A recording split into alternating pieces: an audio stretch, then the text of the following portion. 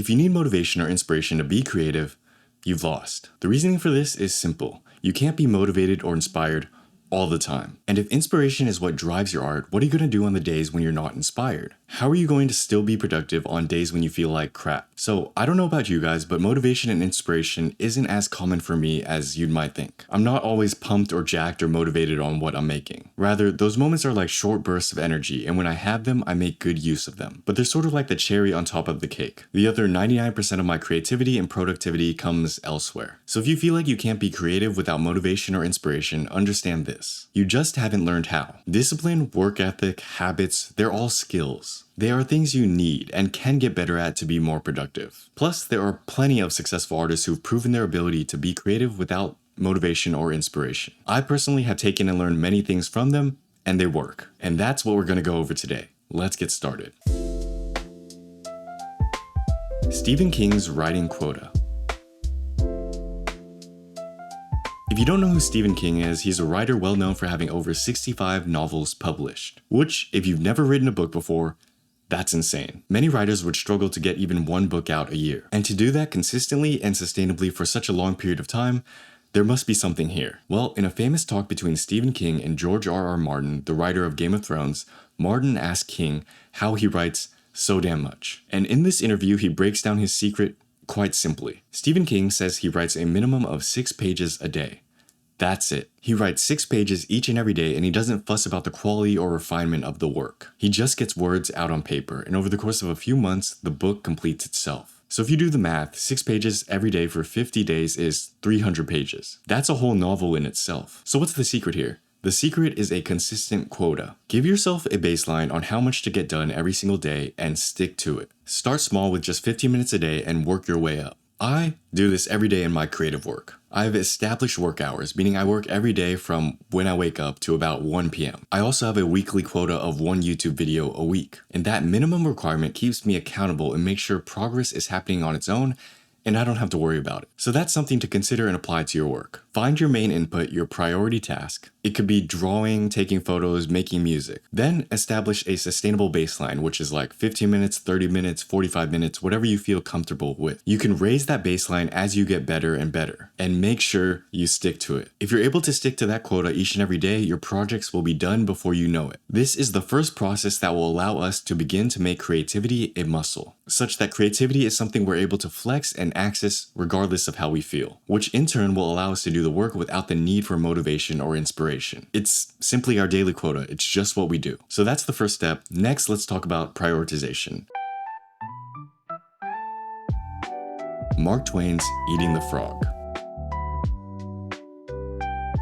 To prioritize properly, we first need to understand a well-known concept coined by the famous writer Mark Twain.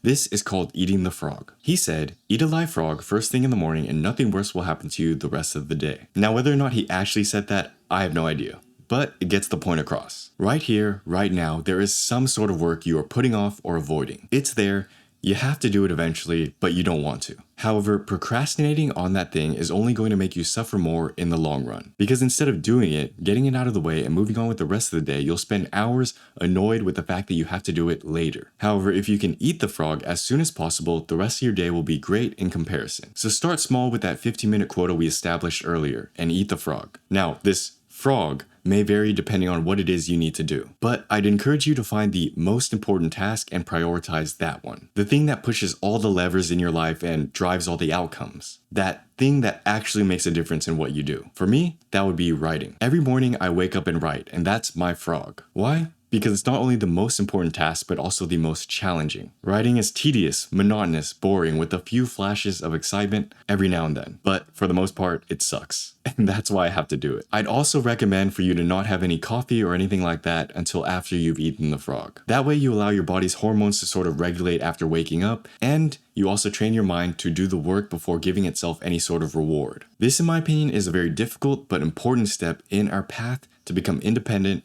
of motivation and inspiration for our creativity. Because if you need a coffee to start your work, that's not that much different than needing motivation or inspiration. But if you're able to eat the frog without any coffee, think about how strong that makes you, how competent that makes you in your creativity. And it might be hard at first, but as you do it more and more, it actually becomes easier. And you might begin to notice something interesting happening to your brain. Your brain will start to think creatively at that specific time each and every day. Because you've sort of built that habit, you've primed it to. You spent that time, 9 a.m. or whatever it might be, eating the frog, and you conditioned your brain to be creative at that time every day. So sometimes your mind starts being creative without even being asked to. And that's the greatest benefit of building our creative muscle. You see, most people think of creativity as a sporadic sort of thing. It comes in waves, it's spontaneous, it's unorganized, it's all over the place. And sometimes it can certainly be like that. But in my opinion, creativity is spontaneous and inconsistent because we've trained it to be that way. We've never sat down and tried to be consistent with our creativity, muscling through the complaining brain in our head. And therefore, we've never built the habit or skill of doing so. But when you establish this daily flexing of this creative muscle, you are teaching your brain to be consistently creative, which is in turn the secret to stop being so reliant on motivation and inspiration. You'll be able to get your work done, and in moments when you are motivated or inspired, you can just flow with it. It becomes extra fuel, the cherry on top, a boost or a surge of energy. But it's not required for you to do the work, and that's key. So that's the essence of Mark Twain's Eating the Frog. Let's move on to boredom. Seinfeld's boredom tactic. This is perhaps one of the most useful creativity hacks that I find myself coming back and forth to all the time. I mentioned it before in a previous video, and it seems to get tossed around a lot because it works. In some random interview, Seinfeld is asked about his creative writing process. And in his response, he talks about how his trick is to create a time period where he doesn't have to write, but he can't do anything else. The birds may be chirping outside, it's a beautiful day, there may be plenty of other things he could be doing, but he's not allowed to. He's given himself only two options: write or sit there in agonizing boredom. And it works every time, because your brain would rather do the work than to be bored. You see, over time you'll realize that your mind is quite crafty in how it tries to avoid work. It comes up with all of these excuses like, oh, well, if I'm not going to do the work anyways, I might as well go on a walk, do something else, whatever. Or maybe if today's going to be a wash anyways, I might as well just lie down in bed, go on my phone, do something else. And you got to be careful, because you have to recognize that this is just your mind trying to play tricks on you to get out of doing the work. And you have to ignore it and give it only two options: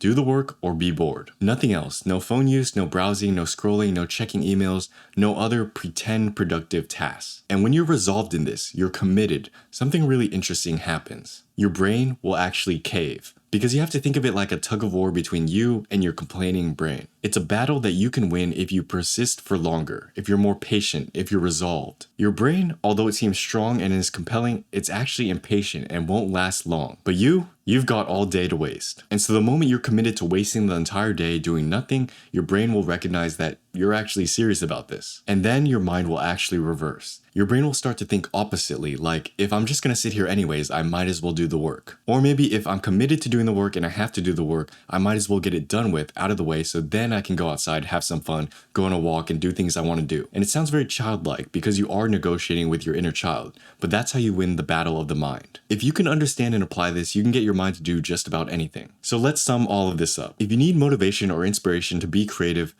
you've lost. Why? Because motivation and inspiration are finite, they're unsustainable, and they come in waves, so they're kind of sporadic. So it's an unreliable source of energy for our creativity. However, if we can learn and train ourselves to work without it, any amount of motivation or inspiration that we do get becomes an extra boost for our creativity. So how do we actually do this? 1. Start with Stephen King's writing quota. Establish a minimum baseline of creative work to do every day. It could be 15 minutes, it could be 1 page of writing. Stick to it and slowly build upon it as you get better. 2. Apply Mark Twain's Eating the Frog, meaning do the thing you're avoiding that is the most important task every morning. That way you get it out of the way and don't have to worry about it later. That's also how we learn to prioritize better. 3. Use Seinfeld's boredom tactic. Your brain will make all sorts of excuses to try and get out of doing the work. Don't trust it. Give yourself that time period to either do the work or just sit there bored, and don't compromise. It's a tug of war battle and you need to be committed in order to win. When your brain recognizes that you're 100% committed to doing the work, it'll actually start working for you. Apply any one of these 3 things and you'll be able to be productive and creative without motivation or inspiration. And if you can get all 3, you'll be unstoppable. So I hope you found this useful. I hope you enjoyed it. If you did, please share this with a friend who could also use this. Also, check out my latest photography book, The Sinking Sun. This is a project I spent a lot of time and effort on, and I think you'll like it. Plus, you can also grab a free 4x6 print in the link down below if you haven't yet. And as always, thanks for watching, guys. Have a great day. Peace.